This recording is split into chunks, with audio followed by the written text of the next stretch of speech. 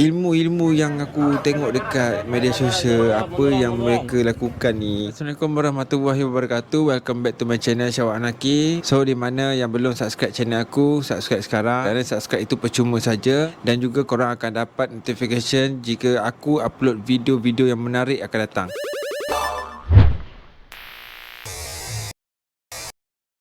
So video kali ini aku nak bahas tentang ada satu video yang viral di media sosial. Dia melibatkan seni pertahanan diri kita lah. Kita ni, bangsa kita, Melayu kita ni. So di mana kita mempunyai satu seni silat lah, di mana budaya kita, itu adalah seni budaya kita, silat kita, silat Melayu. Aku lihat dekat video ni kan, sebenarnya benda ni dah lama tau. Jadi untuk kali ni aku nak buat untuk konten akulah. Jadi apa yang korang dengar, itulah yang aku akan ceritakan. Di mana video ni aku tengok kan, ilmu-ilmu yang aku tengok dekat media sosial, apa yang mereka lakukan ni, sebenarnya pada pendapat aku menunjuk-nunjuk.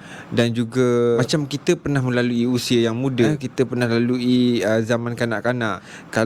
Kalau nak ceritakan daripada pengalaman aku, masa sebelum aku ni kahwin kan, aku masih kanak-kanak. Jadi di usia aku kanak-kanak ni, antara aku 15 ke 20 tahun ni, waktu tu aku lihat ramai kawan-kawan aku, mereka juga ada rasa macam taksub dengan seni pertahanan diri yang mudah lah, tetapi berbeza macam tu. Jadi dia nak macam mudah tapi padat, maknanya mudah tapi senang, macam tu lah.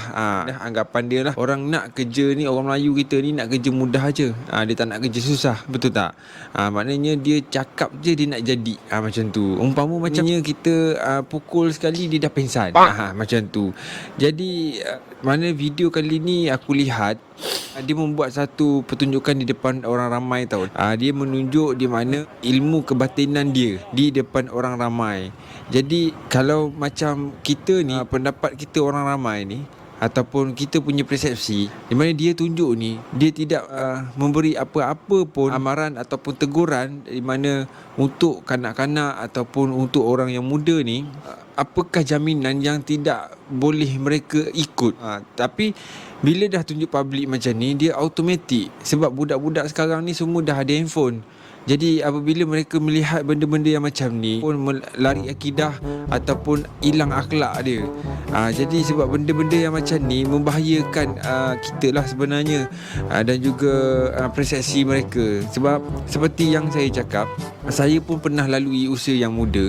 Dulu saya pun pernah duduk dalam keadaan situasi macam tu. Bila kita lihat je orang yang mana lebih hebat, kita akan cuba nak pelajari apa yang mereka buat. Kita akan nak tiru apa yang mereka buat. Kita nak copy lah apa yang dia buat. Senang cerita lah. Sebab kita nak jadi hebat macam dia. Sebab tu lah, kalau boleh, benda-benda yang macam ni memang kita kena elakkan sebenarnya kan. Tak elok kan. Tapi kita nak cerita pasal seni silat Melayu ni, kita mesti ada kesenian dia. Kebatinan ni kalau untuk jenis silat yang kebatinan ni, aku galakkan lah, aku pun boleh bagi recommend ke bini aku ke untuk belajar benda-benda yang macam ni. Kalau benda-benda ni memang sahih, aku sendiri akan ajar anak aku ke adik aku ke pergi belajar seni silat pertahanan diri batin ni. Untuk apa?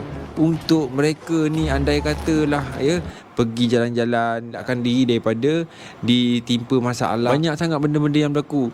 Colik, samon, rogol, masalah penyamun, penyangak, perogol, perompak, pencolik ni. Benda-benda macam tu memang kita kena elakkan. Nak elakkan daripada segi macam mana? Nak tekan button 999 tu lambat guys. Jadi kalau kita ada ilmu batin macam ni, mudah untuk orang wanita ni dia mempertahankan diri dia. Kalau untuk lelaki, siapa yang nak rogol? Tahu anjing tau. Itu tahu dog. Gong gong gong gong gong. Ini tahu anjing, tapi jangan nak menganjing ai tau. Paling tidak pun kena rompak, kena samon. Adalah rezekinya.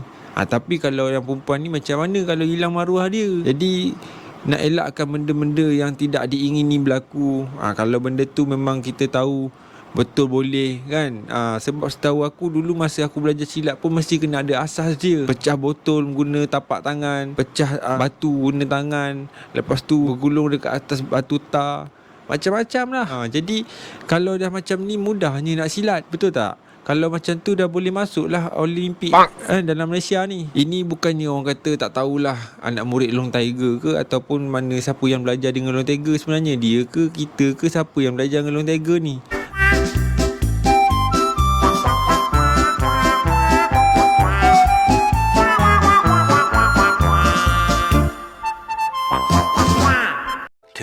Thousand years later.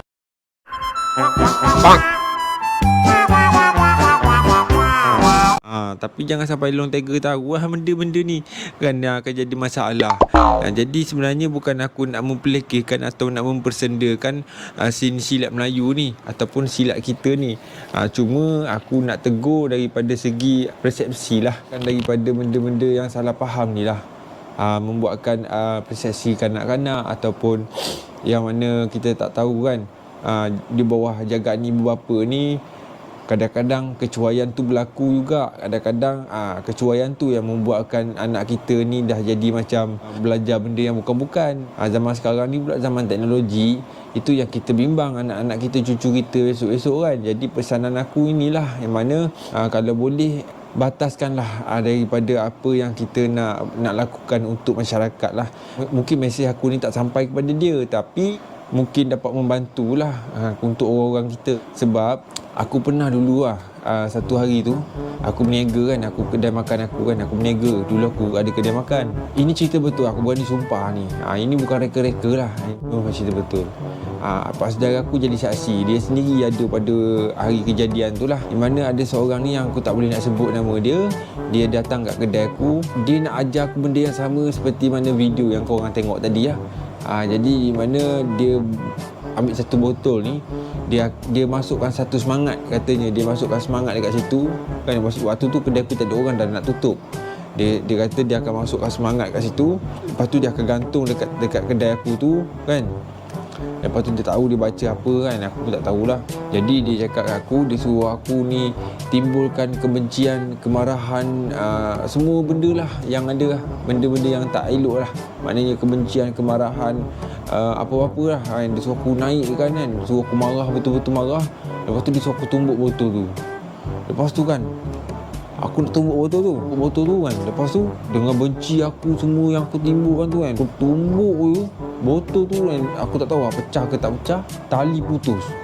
Aku dah syak pelik lah. Aku cakap ni jadi ke tak jadi ni kan. Botol dah nak pecah, tali putus. Maknanya aku punya tenaga dalaman ni aku rasa kuat lagi. Aku rasa macam tu kan. Jadi aku pun fikir dia cakap tak jadi lah. Dia kata tak jadi lah. Tak jadi pula. Aku cakap apa hal yang tak jadi kan. Aku pun pening kan, kenapa tak jadi kan. Dia kata kau kena marah betul. Dia kata kau kena benci, betul-betul benci. Aku pun fikir aku dah benci lah tadi. Aku cakap tak apa lah. Dia kata aku tak jadi, tak apa lah. Aku next lah, cakap orang lain lah. Dan sekali dia suruh pakcik aku buat kan. Dia suruh pakcik aku buat. Pakcik aku tengok pakcik aku kan, mata dah merah, mata berair, mata dia dah berair. Dia marah betul. Aku tak tahu dia benci kat siapa waktu tu kan. Dia ingat kat siapa kan dia benci. Betul-betul dia marah. Sama juga, lagi jauh botol tu terpelanting. Aku ingat kalau botol tu warna hijau. Lepas tu dia kata botol tu tak elok. Mungkin lah dia kata kan, botol lain lah. Aku cakap botol putih lah, apa lah, macam-macam lah dia nak suruh kasi jadi. Tapi aku pernah lalui lah guys kan, benda-benda yang macam ni kan, depan mata aku sendiri. Sebab yalah, aku sampai tahap dia panggil apa kan, ilmu apa tak aku dah lupa. Tapi itulah, bila dah tak jadi kan, dia dah tak datang kedai aku lah. Dia tak tahu dia malu ke apa kan. Tapi itulah, kalau boleh kan, bukan aku tak percaya benda-benda macam ni, tapi yang aku tahu kan, macam kita lah, kita pernah belajar sejarah-sejarah ni kan. Kita tahu memang wujudnya wali-wali Allah ni kan, sunan-sunan ni, pahlawan-pahlawan ni kan, macam Mak Kilau kan, lepas tu Tok Gajah, Tok Kenali, betul tak? Itu semua orang kata orang yang hebat-hebat lah, orang yang kuat-kuat lah, memang yang tak ada tandingi lah. Tapi kita tahu dia ni tak pernah tunjuk diri dia ni siapa kan. Macam Mak Kilau, dia tak pernah, orang tak tahu dia ni siapa, Mak Kilau ni siapa, Mak Kilau ni kan. Itu orang yang kita yakin memang dia memang betul-betul memang pahlawan lah. Macam-macam cerita yang kita dengar kan, dia lawan dengan harimau tangan kosong, macam-macam lah. maknanya ilmu dia tu memang betul.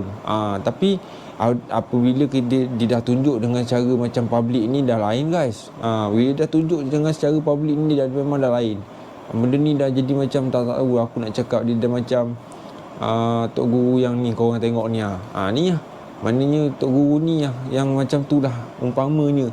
Jadi aku pun tak berani nak komen banyak-banyak. Jadi cuma itulah yang pesanan aku untuk korang yang mana budak-budak lagi ke, yang mana korang nak belajar silat ke kan, apa-apalah korang nak belajar kan, korang kaji betul-betul lah.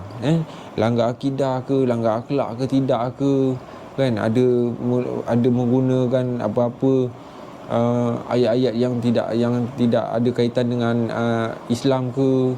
Cubalah korang kaji sendirilah kan. Macam aku dulu bersilat dulu, aku pernah sampai tahap aku mandi beras air beras, mandi bunga kan, sampai tahap tu lah. Tapi nak belajar tu bukannya senang. Aku kena tumbuk, aku kena terajang lah, aku kena baling lah, aku kena tampar lah kan, macam-macam lah. Tapi itulah asas dia untuk kita nak belajar seni pertahanan diri ni. Bukan macam yang korang tengok tadi tu. Itu kalau macam tu kan, aku pun sendiri aku nak belajar. Dah ramai orang yang aku nak pukul ni. Tapi tak tahu lah. Biarlah kan. Apa yang jadi dia lepas lah kan. Kita biarkan je apa yang jadi. Sebab kita percaya Allah ni dia maha kuasa, dia maha adil. Kalau dengan bukan izin dia, semua benda tak jadi. Jadi itulah pesanan aku. Semoga video ni memberikan manfaat kepada korang. Jangan lupa subscribe. Jangan lupa subscribe. Kalau korang tak subscribe, aku tak pukul korang. Korang jangan risau. Lepas tu jangan lupa like. Lepas tu jangan lupa share lah. Kalau video yang korang tengok ni dia bagi manfaat kepada orang ramai, share banyak-banyak. Itu pesanan aku lah. Tapi jangan risau, aku tak pukul. Okay. Bye. Assalamualaikum.